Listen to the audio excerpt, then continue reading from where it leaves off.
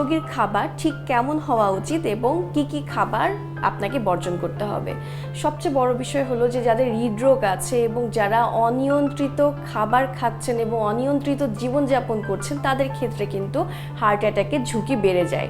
সেক্ষেত্রে অবশ্যই আপনাকে অতিরিক্ত অয়েলিযুক্ত খাবার, তারপরে চিনি, মিষ্টি এবং ফাস্ট ফুড, বাইরের যত খাবার আছে, জাঙ্ক ফুড আছে, অতিরিক্ত মশলা জাতীয় খাবার আপনাকে টোটালি অ্যাভয়েড করতে হবে এবং আপনি একটা ডায়েট ফ্রেন্ডলি খাবার খাবেন যেটা কিনা আপনার খুব স্বাস্থ্যকে ভালো রাখতে সাহায্য করে। যেমন বিশেষ করে আপনি সবুজ শাকসবজি খাওয়ার চেষ্টা করবেন, কারণ সবুজ শাকসবজিতে আছে ক্লোরোফিল নামক এক ধরনের অ্যান্টিঅক্সিডেন্ট যা আপনার রোগ প্রতিরোধ ক্ষমতা বাড়াতে সাহায্য করবে।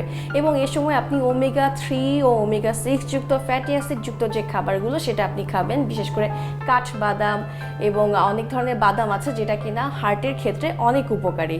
এবং এর পাশাপাশি আপনি স্যুপ রাখতে পারেন, আপনি গ্রিন সালাদ রাখার চেষ্টা করবেন এবং অনেক ধরনের ভেজিটেবলস আছে যেটা আপনি যদি লাল আটা রুটির সাথে সকালবেলা খান তাহলে সেক্ষেত্রে কিন্তু আপনার হেলথকে ভালো রাখতে সাহায্য করবে। এবং যারা রেগুলার ডিম খেতে পছন্দ করেন আপনি ডিম অবশ্যই খেতে পারবেন, তবে অবশ্যই আপনাকে কুসুম বাদ দিয়ে খেতে হবে।